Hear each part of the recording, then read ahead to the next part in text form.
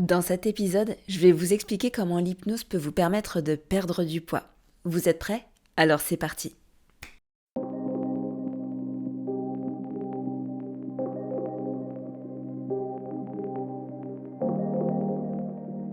Bonjour et bienvenue à vous qui êtes prêts à changer. Donc aujourd'hui, on va parler de perte de poids et on va se poser la question de savoir comment l'hypnose elle peut aider dans cette problématique-là.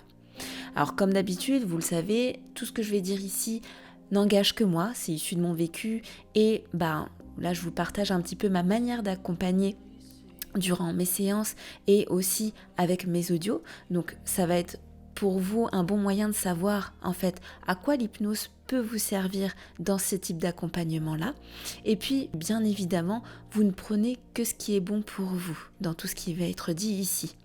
Dans cet épisode, du coup, on va voir comment l'hypnose, elle peut permettre de perdre du poids. On va essayer de répondre à cette question-là et on va y répondre en 2 épisodes différents parce que j'ai énormément de choses à vous dire et je pense que ça sera beaucoup plus digeste et simple pour vous si je sépare cet épisode en 2. Donc voilà, si vous n'êtes pas encore abonné, abonnez-vous, activez la cloche pour être informé des prochains épisodes et donc celui de la semaine prochaine pour avoir la suite de cette vidéo.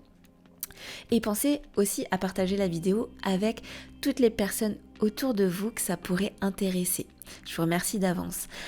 Aussi par rapport à ce qui va être dit, ça m'intéresse beaucoup de savoir ce que vous en pensez, quelle est votre opinion sur ce qui a été dit, quelle est votre vision des choses. Donc si vous pouvez partager tout ça en commentaire, ce serait super parce que ça intéresse toujours, j'imagine, beaucoup de monde en fait d'avoir le point de vue de chacun. Donc n'hésitez pas surtout à partager votre expérience, à partager votre vision des choses en commentaire. Ça sera utile vraiment à tout le monde. Et on va pouvoir donc commencer cet épisode. Alors, pourquoi le sujet de la perte de poids ? Bien, tout simplement déjà parce que c'est un sujet qui me touche particulièrement. Si vous me suivez depuis longtemps, si vous me connaissez un petit peu, vous savez que c'est quelque chose qui me touche parce que moi-même j'ai été touchée par ce sujet-là presque l'entièreté de ma vie. Depuis mon plus jeune âge, en fait, j'ai commencé très tôt à avoir des problèmes de poids. Depuis vraiment que je suis toute petite, depuis aussi loin que je me souvienne, il y a toujours eu cette espèce de elle est forte, elle est costaud, c'est un beau bébé, en grandissant ça va aller mieux, puis tout ça. Puis en grandissant, pas forcément. Finalement, je me suis un petit peu empâtée au fil des années. J'ai suis passée par plein de phases où, plein de régimes, plein de choses en fait que j'ai essayé de mettre en place au fil des années qui n'ont fonctionné, pas fonctionné. Ça dépendait, mais bon, au fil des ans, je me suis rendu compte que je perdais du poids, je reprenais du poids, voilà. Autant vous dire que mon corps a pris beaucoup. Et donc c'est vraiment quelque chose qui me tient à cœur et que j'ai besoin de partager autour de moi parce que j'ai vraiment la sensation aujourd'hui d'être vraiment apaisée vis-à-vis de l'alimentation, vis-à-vis de mon corps, vis-à-vis de toutes ces choses. Et c'est vraiment quelque chose que j'aimerais partager avec vous, en tout cas pour toutes les personnes qui aujourd'hui se sentent encore dans cette situation d'inconfort vis-à-vis de leur corps, vis-à-vis de leur alimentation. Je pense vraiment que l'hypnose, elle peut être un très très bon outil dans ce domaine-là. Donc c'est pour ça qu'aujourd'hui, c'était important pour moi de le partager avec vous. Mais aussi parce que c'est un sujet qui revient, qui est très récurrent en séance. Beaucoup de personnes attendent beaucoup de l'hypnose pour perdre du poids. Donc ce qui va être important aujourd'hui, c'est aussi de vous donner des indicateurs sur comment l'hypnose, elle va pouvoir vous aider, qu'est-ce qui est important de prendre en compte, qu'est-ce qui est important de savoir par rapport à ça, et puis qu'est-ce qui fonctionne et qu'est-ce qui fonctionne pas finalement. Donc, bien évidemment, ce qui va être dit ici, ça va concerner les personnes qui ont un léger surpoids, voire un peu d'obésité, mais ça va pas forcément concerner les personnes qui ont vraiment des troubles ou un problème de santé. Moi, ce que je vous conseille toujours de faire, ce que je vous invite toujours à faire, c'est de consulter un professionnel de santé pour voir si il n'y a pas un dérèglement hormonal, qu'il n'y a pas ce genre de choses qui peut expliquer une prise de poids. Et dans ce cas-là, voilà, on pourra travailler là-dessus en hypnose, mais c'est toujours bien d'avoir fait un bilan en amont pour savoir en fait où on en est et s'il n'y a pas quelque chose d'autre de l'ordre plus du médical qui maintient en fait la prise de poids. Donc ceci étant dit, moi j'aimerais surtout vous parler en premier lieu de quelque chose qui est très important, c'est de faire attention à ne pas se méprendre en fait. De ne pas prendre l'hypnose comme un coup de baguette magique. Ce qui revient régulièrement, et on peut avoir des clients qui viennent en séance en nous demandant, moi j'ai entendu que l'hypnose était hyper efficace sur la perte de poids, donc moi ce que j'aimerais c'est que vous me fassiez une séance d'hypnose pour que je puisse maigrir plus vite, que je puisse brûler des graisses ou je ne sais quoi. Alors, on en voit beaucoup, des séances d'hypnose, des accompagnants qui proposent ce type de séance-là, que ce soit sur Internet ou en cabinet. Moi, ça va pas du tout être mon approche, parce que je pars du principe qu'en fait, l'hypnose, elle n'est pas magique, elle permet pas de faire ça.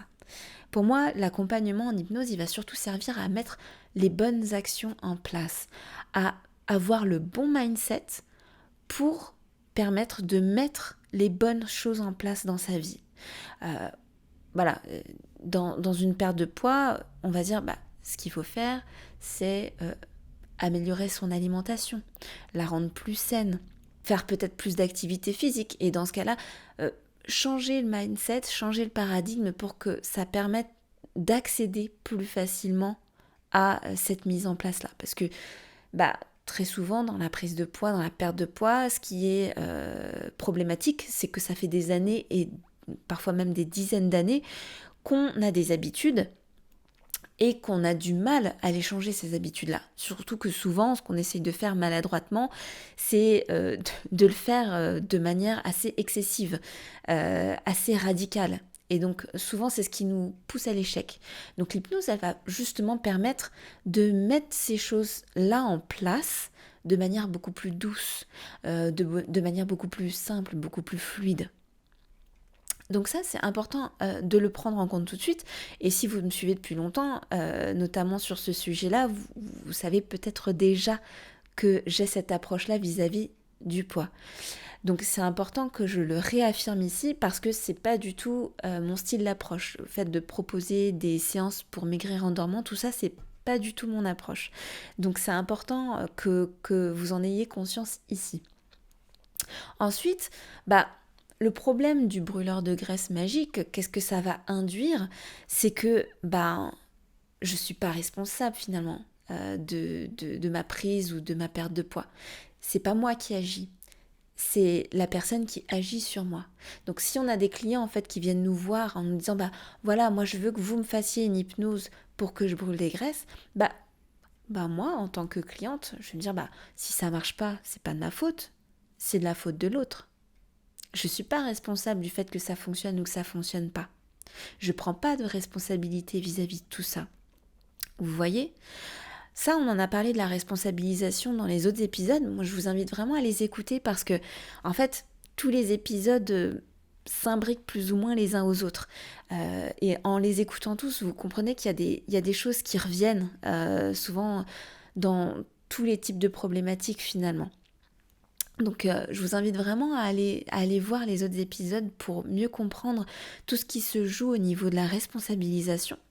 Mais c'est pour vous dire que voilà, moi ça va pas du tout être mon approche parce que justement en proposant ce type d'accompagnement, on maintient finalement la personne dans son problème.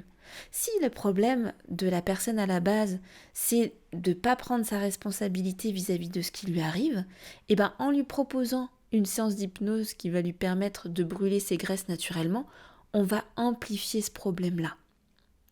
Donc, pour moi, c'est pas du tout une bonne approche. Je sais que ça paraît flou pour le moment, comme d'habitude, mais vous allez comprendre au fur et à mesure qu'on déroule l'épisode. Le problème avec ça aussi, c'est que, voilà, moi je pars du principe que c'est pas quelque chose qui est très efficace.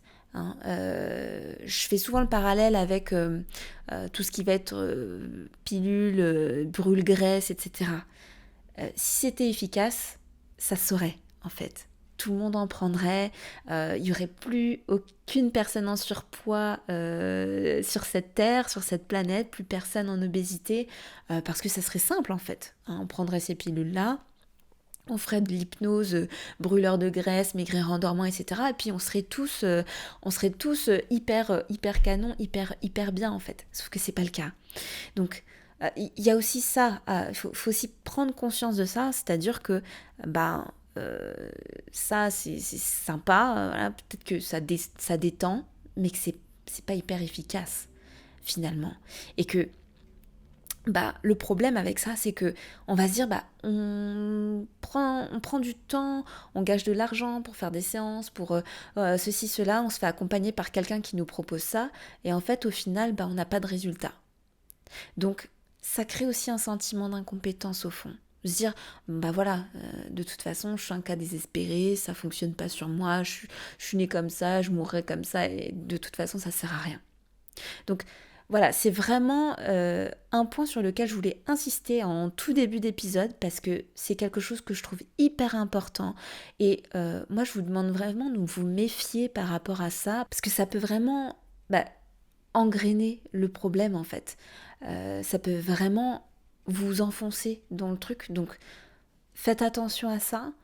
Si vous êtes concerné par cette problématique-là de perte de poids ou non, ou si un de vos proches est concerné par ça, faites attention à ça. Parce que ça peut créer ce sentiment d'incompétence qui fait que malheureusement ça amplifie le problème plus que ça le résout. Mais du coup, vous allez vous dire, ok, si l'hypnose elle sert pas à brûler les graisses ou je ne sais quoi, à quoi elle va servir Elle va servir à plein de choses en fait. Je vais vous donner quelques points, mais c'est pas exhaustif et il y a plein d'autres manières d'utiliser l'hypnose dans la perte de poids. Des fois qui n'a rien à voir avec la perte de poids en elle-même, ça probablement qu'on pourra l'aborder en séance si jamais c'est quelque chose qui vous intéresse. Mais en tout cas, ça va être ça va déjà servir à redéfinir clairement ses motivations. Parce qu'on se rend compte que des fois, et on y vient juste après, mais que des fois, les motivations qui poussent dans la perte de poids, à vouloir enclencher une perte de poids, elles sont pas forcément toujours légitimes. Elles sont pas toujours en cohérence et en accord avec nos valeurs, avec ce qu'on est, avec ce qu'on veut pour nous. Parfois, ça va être les désirs d'un tel ou d'un autre. Donc, c'est important de redéfinir ça, de parler de motivation. Ça va aussi permettre de travailler sur l'amélioration du rapport à l'alimentation, l'amélioration du rapport au corps. C'est 2 points hyper importants dans la perte de poids. Ça va permettre aussi de chercher et de trouver des résistances pour comprendre ce qui empêchait la perte de poids jusqu'à présent. Parce que c'est ça aussi souvent qui se passe. C'est qu'on essaye, on a très envie de rentrer dans une logique de perte de poids, de mettre les bonnes choses en place. On est vraiment de bonne foi en fait quand on a envie de perdre du poids. Sauf que on ne sait pas pourquoi des fois il y a un truc qui coince, il y a un truc qui bloque. Il y a un truc on ne sait pas pourquoi. On essaye de faire ce truc-là mais ça passe pas en fait. Et du coup, en hypnose, ça va être intéressant d'aller chercher ces résistances, d'aller, les débloquer, passer à côté, passer au-dedans, voir en fait, chacune des personnes est différente, donc voir en fait comment on peut travailler avec ces résistances-là. Ça va aussi permettre de mettre les bonnes habitudes en place, ce que je disais tout à l'heure, mais pour une perte de poids, on va se dire voilà, il n'y a pas de mystère en fait. Faut faire un déficit calorique, donc potentiellement augmenter ses dépenses, essayer de manger plus sainement, peut-être manger moins, ça dépend des personnes en fait, ça dépend des problématiques de chacun. Donc l'hypnose, elle va permettre d'améliorer ça, de rendre ce mécanisme-là plus fluide. Mais aussi, elle va permettre d'accélérer en fonction des besoins la perte de poids. Par exemple, tout ce qui va être pose d'anneau gastrique virtuel, tout ce qui va être accélérateur de processus, voilà, ça généralement c'est pas toujours hyper utile, parce que déjà quand on a fait tout ce travail-là, on n'a plus vraiment besoin de tout ça, mais des fois ça peut être intéressant en fin d'accompagnement de faire ce type de séance-là pour vraiment déjà donner confiance et puis aussi d'accélérer le processus en fait. Mais vraiment c'est plus pour la forme, on va dire. Et puis le plus important dans tout ça, et ce que l'hypnose va permettre de faire, et ça c'est vraiment le point sur lequel on va appuyer tout au long de cet épisode, c'est que ça rend le processus indolore. Ça rend le processus indolore. Mais ça, on y reviendra après. Je vais vous expliquer plus en détail pourquoi. Et pourquoi je dis ça là maintenant. Donc si on en vient à la base de la perte de poids, c'est simple. Pour perdre du poids, alors beaucoup d'entre vous doivent déjà savoir ce qu'il faut faire, mais il faut créer un déficit calorique. Voilà. Ça, c'est la base scientifique de la chose. Voilà, c'est 1 plus 1 égale 2, c'est la même chose. Pour perdre du poids, il faut dépenser plus d'énergie que ce que l'on consomme. L'énergie, quand on parle d'énergie, on parle de kilocalories.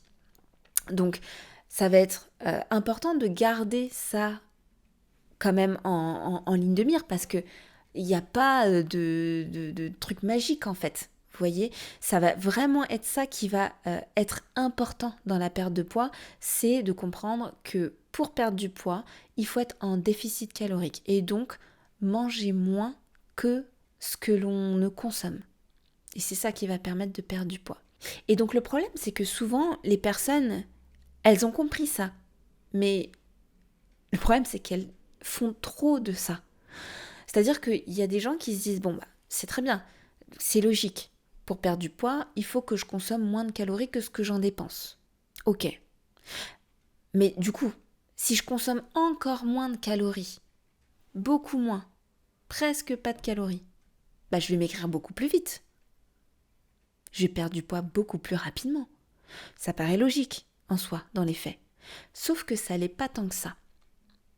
Et là, ça va plus avoir un rapport avec comment fonctionne notre organisme, notre métabolisme. Dites-moi en commentaire si c'est quelque chose qui vous intéresse. Je peux peut-être faire carrément un épisode entier là-dessus, parce qu'il y a énormément de choses à dire, mais le corps fonctionne d'une certaine manière, et ça va être important en fait de prendre en compte la manière dont fonctionne le corps pour justement faire les bons choix et ne pas faire n'importe quoi. Ce qu'il faut savoir, ce qu'il faut surtout retenir en fait, c'est que c'est pas moins on mange et plus on perd, c'est moins on mange et moins on est apte à perdre.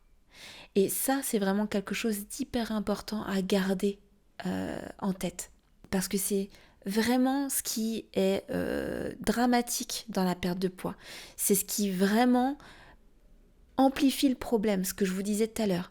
Parce que c'est des personnes, et c'est de la souffrance en fait, c'est vraiment triste, mais des personnes qui viennent et qui nous disent moi je comprends pas, je mange presque rien, je mange peut-être 1000 calories par jour et je ne comprends pas pourquoi, mais je ne perds pas de poids. Voire limite, dès que je mange quelque chose en trop, j'ai tendance à prendre du poids ultra vite. Donc c'est vraiment quelque chose qu'il faut marteler et compter sur moi pour le faire, mais la perte de poids, c'est pas aussi simple que de se dire moins je mange et plus je perds. C'est beaucoup plus complexe que ça, et notre organisme fonctionne de telle manière que non en fait, moins on mange et plus le corps il va stocker, parce que voilà, lui il va pas comprendre ce qui se passe en fait. Il va être en famine, se dire oh là là là là, oh, attention, en fait, là, j'ai assez d'énergie pour me maintenir en vie, donc il faut que je stocke et il faut que je fasse en sorte, en fait, d'avoir assez d'énergie, parce que sinon, en fait, c'est la fin, quoi. Donc, attention à pas tomber dans ce travers-là. Et du coup, on se rend compte que, ok, donc, il y a un juste milieu, en fait, à avoir. pas être dans le surplus, parce que si on est dans du surplus, qu'on mange plus que ce que l'on dépense, on va prendre du poids. Pas non plus être dans un maintien, parce que si on mange autant que ce qu'on dépense, on gagne ou on perd pas de poids. Ça peut être intéressant pour une stabilisation. Mais du coup, être dans quelque chose de moindre, être dans cette espèce de fenêtre qui permet de perdre du poids sans toucher au bon fonctionnement de son organisme et de son métabolisme. Donc, voilà, un déficit calorique qui soit acceptable et qui soit léger et qui soit fait sur le long cours. C'est un processus qui prend du temps. C'est un processus qui prend du temps et qui ne peut pas être fait en quelques jours, quelques semaines. C'est vraiment un processus qui se fait sur le long cours et c'est pour ça que souvent on parle de changer ses habitudes alimentaires parce que c'est vraiment ça en fait. C'est changer la manière qu'on a de s'alimenter, changer notre rapport au corps, notre rapport à l'alimentation et c'est ça qui va être impactant. C'est ça qui va fonctionner. C'est la répétition sur le long cours, sur plusieurs mois, plusieurs années. Donc l'hypnose, elle va aussi beaucoup servir à ça, à mettre en place ces mécaniques-là. Ensuite, je vous disais tout à l'heure que l'hypnose, elle allait être utile pour redéfinir les motivations. Qu'est-ce qui nous motive à perdre du poids ? Et très souvent, on se rend compte que les gens qui viennent nous voir, quand on leur pose vraiment la question et quand on creuse un petit peu, ils savent pas exactement pourquoi ils font ça. Donc ça va être intéressant de questionner, de comprendre et de redéfinir clairement avec eux leur pourquoi. Parce que sans avoir de pourquoi, sans se dire, voilà, moi je fais ça parce que c'est important pour moi, parce que telle ou telle raison, c'est difficile de s'y tenir. Parce qu'on se rend compte que finalement, y a quelque chose qui n'est pas aligné à l'intérieur. J'ai envie de faire ça, mais je ne sais pas exactement pourquoi. Ou les raisons, en fait, elles sont pas vraiment alignées avec qui je suis, avec mes valeurs, avec ce que j'ai envie de mettre en avant dans ma vie. Et donc c'est pour ça qu'on se retrouve des fois avec des personnes qui ont un objectif de perte de poids, mais qui savent pas trop pourquoi, mais elles n'arrivent pas à mettre en place de bonnes habitudes. Et c'est souvent parce que ces personnes-là se sont pas posé cette question du pourquoi, et parce que vu qu'elles savent pas pourquoi elles le font, qu'elles ont une idée vague de pourquoi elles le font, mais qu'elles savent pas exactement réellement pourquoi, en fait, il y a une incohérence à l'intérieur. C'est pas vraiment aligné. Elles vont avoir envie de perdre du poids, mais il y a quelque chose en elles qui va faire que ouais, ok, mais ouais, je sais pas, non, en fait, mais c'est pas cohérent avec qui elles sont, avec les valeurs qu'elles prônent, etc. Donc, ça va être important de réaligner tout ça dès le départ. Et sans ça, sans savoir pourquoi, et parfois même pour qui on souhaite perdre du poids, parce que des fois c'est ça, ça marche pas, ça fonctionne pas. Et c'est difficile en fait de se mettre en action. Quand je dis pour qui, parce que parfois il y a des gens qui viennent nous voir parce que ça vient de leurs parents, parce que ça vient de leur conjoint, de leur conjointe. Ah, t'as pris du poids, ce serait bien que tu perdes un peu, etc. Que ça vient de l'entourage. Donc, voilà, si ça vient pas de nous, c'est un peu compliqué en fait. C'est un peu compliqué. Alors, si on le fait pour quelqu'un, faut que ça ait de la cohérence en fait. Faut que ça nous parle. Sauf que des fois, ces personnes-là, ça leur parle pas du tout. Elles viennent nous voir juste parce que c'est un tel ou un tel qui leur a dit qu'elle avait pris du poids et que du coup, il fallait qu'elle fasse quelque chose. Mais elle, au fond d'elle, est-ce qu'elle a vraiment envie de perdre du poids ? Est-ce qu'elle y croit vraiment ? Ça, c'est une autre question. Donc, c'est vraiment travailler sur les motivations. Et des fois, on se rend compte que juste de travailler sur ça, ça débloque quelque chose. Donc, c'est quelque chose qu'on va aborder en tout début d'accompagnement. Et donc, pour aborder cette thématique de la perte de poids, ce que je trouvais intéressant, en fait, c'est de vous parler des différents profils qu'on rencontre. Voilà, j'en ai défini 3 aujourd'hui dont je vais vous faire part. Bien évidemment, ça ne prend pas en compte. Enfin, il y a énormément de profils différents. Il y a des personnes qui peuvent se retrouver dans un ou plusieurs profils en même temps. C'est pas, enfin, ne voyez pas ça comme des cases en fait. Vous pouvez appartenir à une comme plusieurs cases. Je veux pas que vous voyez ça comme quelque chose voilà, on met des gens dans des cases ou quoi, mais ça vous permet de un peu mieux voir quels sont les leviers qu'il y a derrière chacun de ces profils-là et comment nous, on peut facilement les accompagner, comment vous aussi, vous pouvez savoir là où vous en êtes dans votre perte de poids, dans la manière que vous avez d'aborder le poids chez vous. Donc c'est vraiment pour ça que j'ai fait ça, mais voilà, ne partez pas du principe que vous appartenez à une case en particulier, ça peut être plusieurs en même temps, puis il y a bien évidemment d'autres profils, hein, il y a autant de profils que de personnes qui existent. Dans ces 3 profils, et probablement que vous allez vous reconnaître dans un ou plusieurs de ces profils, il y a une grande idée qui tient chacun de ces profils-là. Dans ce premier profil, cette grande idée, c'est la logique du régime, la logique des restrictions.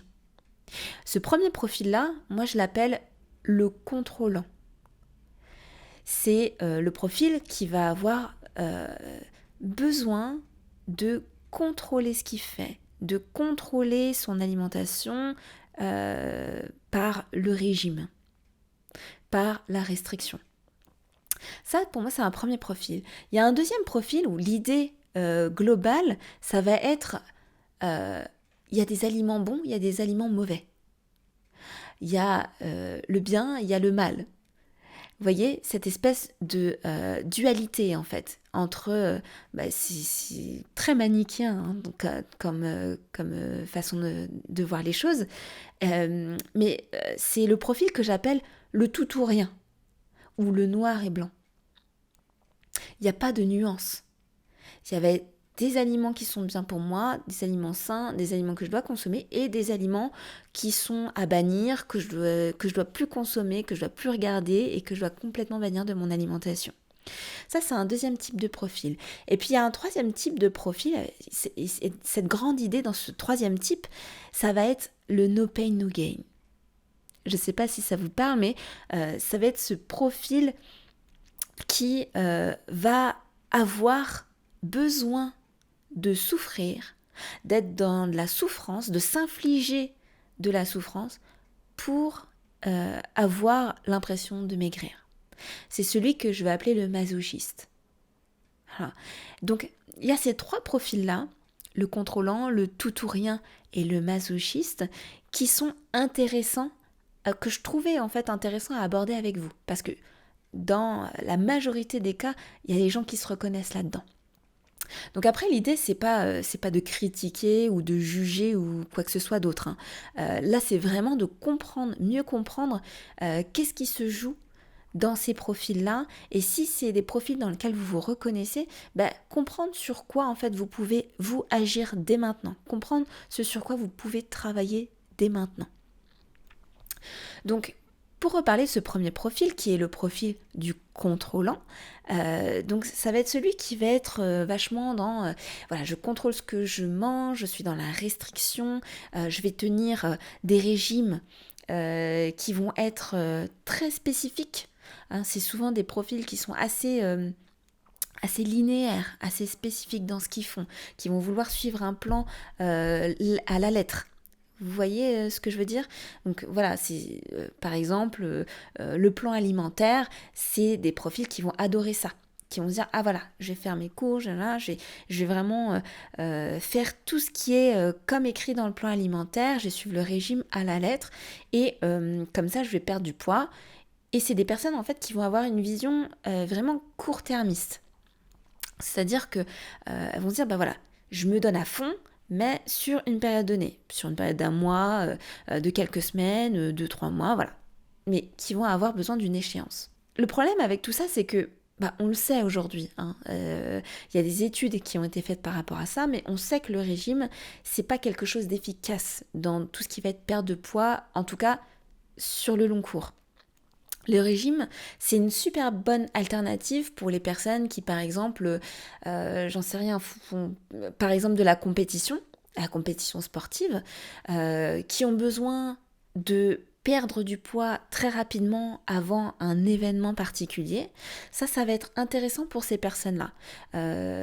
Par exemple, les compétitions de bodybuilding ou bien où les personnes doivent être extrêmement sèches, ou bien les compétitions, par exemple, où il y a des catégories de poids, hein, par exemple le judo, la lutte, tous ces types de sports-là, où du coup, baisser son poids au maximum avant une compétition, ça va être intéressant pour être dans la catégorie du dessous. Vous voyez ? Donc voilà, ça va être hyper intéressant, le régime, dans ces contextes-là, mais pour une perte de poids durable et sur le long terme, c'est compliqué. Parce que si on a un temps donné de régime, il se passe quoi après ? Il se passe quoi une fois qu'on arrête ? Comment on fait ? Donc on se rend bien compte que finalement, en fait, quand on passe par ce type de régime, finalement, on ne sait pas exactement jusqu'où on doit aller, à quel moment on va s'arrêter en fait. Il y a une logique court-termiste qui fait que très souvent, quand on arrive à la fin de ce régime-là, on reprend du coup nos habitudes d'avant, parce que c'est pas quelque chose sur lequel on a travaillé, qu'on a essayé de changer, et en reprenant ces habitudes-là, qu'est-ce qui se passe ? C'est que on reprend tout le poids qu'on a perdu. C'est donc souvent pour ça aussi qu'il y a des personnes qui sont fatiguées, qui sont blasées par la perte de poids, parce que c'est justement des personnes qui sont dans cette logique, dans cette idée-là du contrôlant, et qui fait que elles se disent, voilà, de toute façon, moi j'ai essayé plein de trucs, à chaque fois ça fonctionne pas. Donc voilà, c'est sûrement moi qui ai un problème. Et comme je vous disais tout à l'heure, c'est parfois ça qui envenime la situation, envenime le problème, l'amplifie, plus que ça le résout en fait. Ça, c'est pour le contrôlant. Ensuite, il y a ce deuxième profil qui est le tout ou rien. Et donc là, on a dit, c'est vraiment celui qui crée cette dualité. Alors, il y a les aliments bien, il y a les aliments pas bien. Et les pas bien, on les supprime. Il faut plus qu'on les voit, il faut plus qu'on y pense, il faut que ça disparaisse de notre vision. Alors, elles n'ont pas tort en soi. Objectivement, oui, bien sûr, il y a des aliments qui sont meilleurs pour la santé que d'autres. Ça, c'est une évidence, et ça, je vais rien apprendre à personne en disant ça. Bien évidemment qu'il y a certains aliments qui vont avoir de bien meilleures qualités nutritives que certains autres qui sont par exemple ultra transformés ou bien très gras ou très sucrés. Ça fait du sens en fait.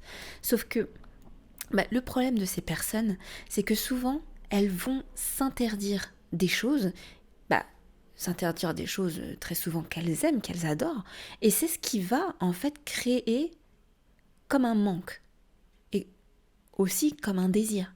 C'est quelque chose qui se vérifie même chez les enfants. Je ne sais pas si vous avez des enfants vous-même, mais c'est à partir du moment où vous allez leur interdire quelque chose qu'ils vont désirer d'autant plus cette chose-là. C'est un fonctionnement humain en fait. Plus on s'interdit de quelque chose, plus on a envie d'y aller. Donc, c'est assez contre-productif finalement que de s'interdire des aliments. Parce que le fait de se les interdire, le fait de dire « il faut pas que j'y pense, il faut pas que j'y touche », etc., ça va faire l'effet inverse. Ce qu'il faut savoir, c'est que le cerveau ne comprend pas la négation. Donc le ne pas, ça fonctionne pas. Si je vous demande de ne surtout pas penser à un marteau rouge, qu'est-ce qui vient dans votre esprit ? Un marteau rouge. Et c'est tout à fait logique. Donc, le fait de s'interdire des aliments, ça va être hyper contre-productif, surtout que en plus de ça, ces personnes qui sont dans l'extrême, dans le tout ou rien, le jour où elles vont craquer, le jour où elles vont, j'en sais rien, se dire, bon, là, j'en peux plus, il faut que je me fasse un biscuit ou quelque chose qu'elles aiment en fait, hein, parce qu'elles en peuvent plus de se priver autant. Le jour où elles vont craquer pour un tout petit truc, elles vont se dire, ah ça y est, c'est fini, non, c'est mort, ça y est, j'ai tout foutu en l'air. Et parfois, c'est des gens qui vont avoir fait des efforts pendant plusieurs jours, plusieurs semaines parfois, et qui, pour le moindre petit truc qu'elles vont prendre, qui va pas être en accord avec ce tout ou rien, elles vont tout arrêter. Se dire, voilà, j'ai tout foutu en l'air, et pour 5 minutes de plaisir qu'elles se sont accordées, qui représentent pratiquement rien en fait, hein, elles vont remettre en question tout ce qu'elles ont fait jusqu'à présent. Et souvent, c'est des personnes qui, du coup, vont être dans le tout, dans ce travers-là. Donc, elles vont manger un biscuit, puis elles vont se dire « Ah de toute façon, j'ai tout foutu en l'air, donc je vais pouvoir manger la boîte. » Je ne sais pas si c'est quelque chose qui vous parle, mais il y a beaucoup de personnes qui sont dans cette logique-là. Et c'est très dommage, parce que on se rend bien compte qu'il n'y a pas de demi-mesure dans leur manière de voir les choses, que ce soit dans un sens ou dans l'autre. Donc là, on va vraiment aider ces personnes-là à retrouver des nuances, retrouver du gris entre le noir et le blanc. Vous voyez ? Et enfin, il y a ce troisième profil, ce profil du masochiste. Moi, c'est typiquement un type de profil auquel j'ai appartenu pendant longtemps. Et là, tous les types de profils que je vous donne, en fait, c'est aussi des indicateurs sur les manières de fonctionner, pas seulement dans la perte de poids ou par rapport au poids, mais aussi dans la vie de tous les jours. Et parfois, vous pouvez observer autour de vous, même chez vous, vos comportements dans d'autres domaines pour réussir à savoir en fait comment vous fonctionnez. Et ça peut vous donner des indices. Moi, j'étais beaucoup là-dedans, dans le masochiste. J'étais beaucoup dans je me donne à fond. C'est vraiment ce besoin de sentir que ça fait mal. Moi, j'ai souvent cet exemple de personnes qui me disent en fait, quand j'ai vraiment faim, quand je sens que mon estomac se tord, que ça me fait mal tellement j'ai faim, je suis contente parce que ça me donne l'impression que je suis en train de maigrir. Vous voyez ce type de pensée-là ? C'est exactement ça. C'est des personnes qui vont avoir besoin de ressentir de la souffrance pour avoir l'impression qu'il se passe quelque chose. Donc ça va être des personnes qui vont faire des diètes extrêmes, qui vont parfois être dans la sous-alimentation, se sous-alimenter, qui vont faire du sport de manière extrêmement intensive, parfois faire plusieurs heures de sport par semaine, voire même par jour, parfois. Vous savez, c'est ceux qu'on retrouve qui sont pendant 4 heures sur le vélo elliptique où on voit même plus rien parce qu'ils ont complètement fondu en fait. Donc, c'est ce type de personnes-là.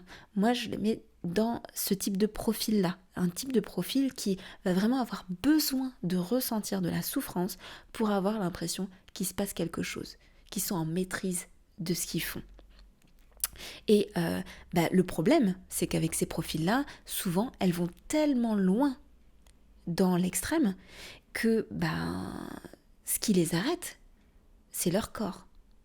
À un moment donné, ces personnes-là vont faire du sport tellement intensivement qu'elles vont se faire mal. Le corps, à un moment donné, à force d'être sous-alimenté, de ne pas avoir assez d'énergie et d'être sollicité en permanence comme ça, on se blesse, on se fait mal, on se fatigue, on se crée du stress.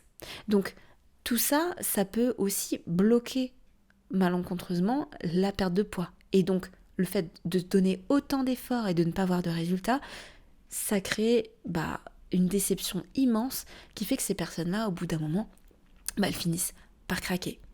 Elles finissent par craquer et du coup retourner dans leurs anciens travers. Et comme je vous dis, vu que c'est des personnes qui sont dans l'extrême, elles vont être aussi dans l'extrême inverse. Et quand elles ne seront pas dans une logique de perte de poids, elles vont être dans une logique où elles vont avoir tendance à prendre beaucoup de poids. Parce qu'elles vont plus vouloir faire attention à rien et être dans l'extrême de l'autre côté. Donc, c'est des personnes en fait qui, dans les deux cas, vont être dans une forme de qui vont être dans une forme de dualité, parce que soit dans un cas elles sont dans ce masochiste qui se fait du mal et se donne extrêmement de mal pour réussir à perdre du poids, soit elles sont dans la phase où je suis pas bien dans mon corps, je sais que je devrais perdre du poids, mais en même temps j'ai pas envie de souffrir, donc je procrastine. Vous voyez, il y a deux phases. Il y a une phase où on est dans la perte de poids, on est dans l'extrême, on est dans l'abus, et la phase où j'ai tellement souffert la dernière fois que non, je procrastine. J'ai pas envie de me remettre dans une logique de perte de poids parce que je sais que ça va être l'horreur, que ça va être la souffrance, que ça va être dur. Donc, il y a beaucoup de croyances qui s'installent par rapport à ce qu'est la perte de poids, parce que dans notre expérience, on se rend compte que pour perdre du poids, on a dû souffrir, on a dû se faire mal.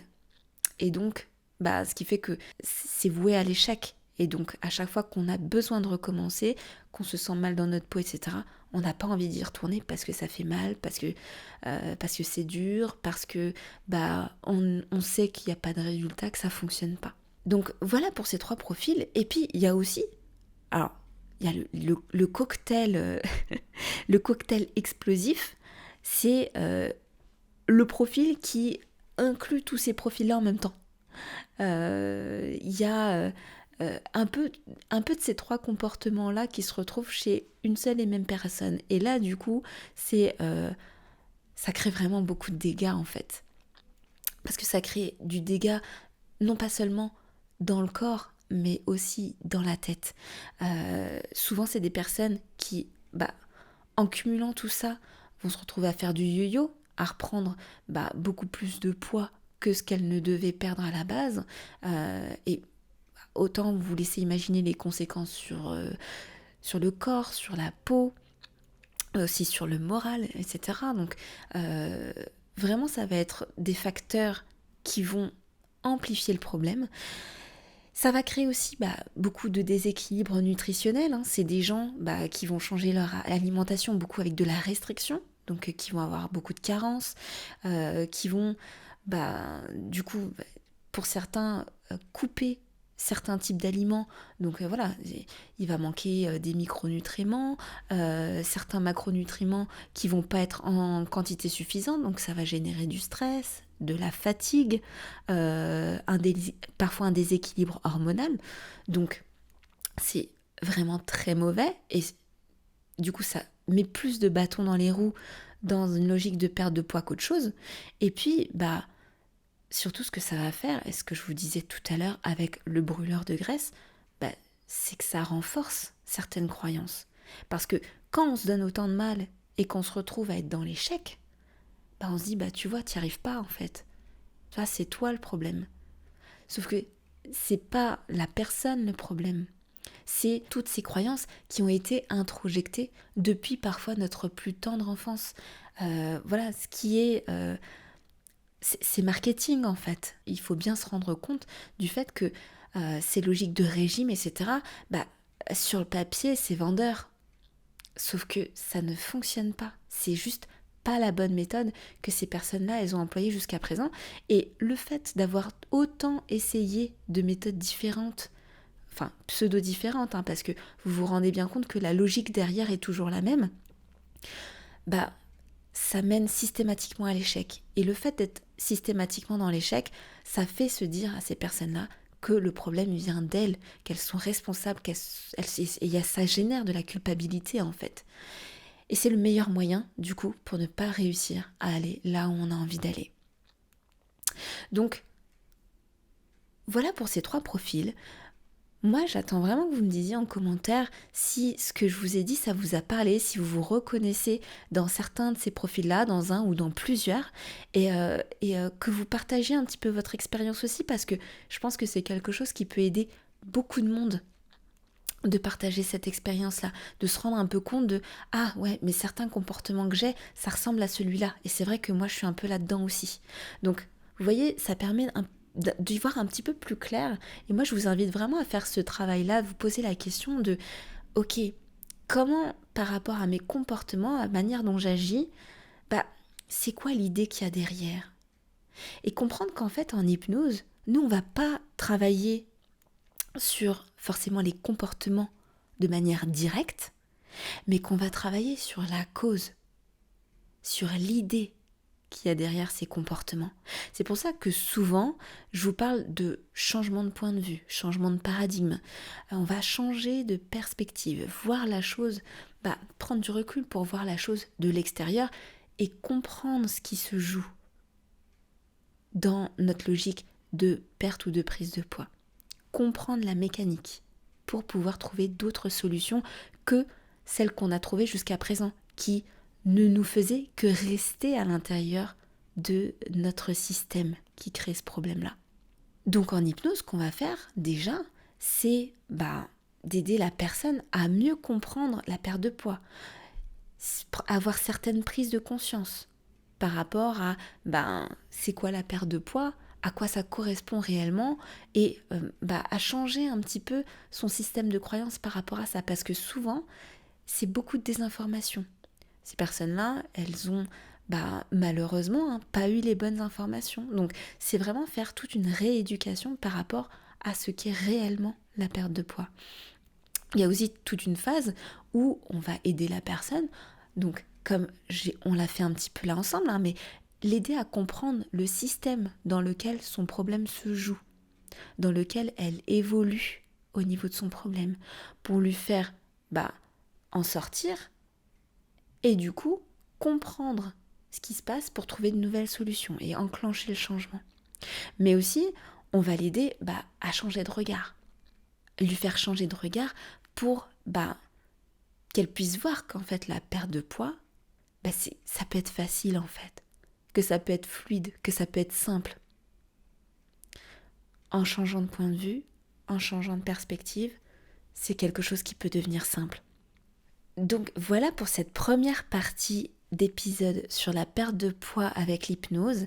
Je ne sais pas si vous êtes au courant, en tout cas j'ai lancé un programme sur la perte de poids sur le podcast premium, mais aussi disponible sur le site internet. Donc n'hésitez pas à aller y jeter un œil si c'est vraiment quelque chose qui vous intéresse et si ma manière d'aborder les choses vous parle. Je vous mets le lien en description de la vidéo et du podcast. En tout cas, j'espère que cet épisode vous a plu. Si c'est le cas, pensez bien à liker la vidéo et à la partager avec toutes les personnes autour de vous que vous pensez que ça pourrait intéresser. Pensez également à vous abonner et à activer la cloche pour être informé de la sortie de l'épisode suivant, de la deuxième partie la semaine prochaine. En tout cas, moi je donne rendez-vous aux abonnés premium pour la partie hypnose, pour vous aider à un peu lâcher vos croyances autour de la perte de poids. Je vous dis merci pour votre écoute et à très bientôt sur Hypnarium.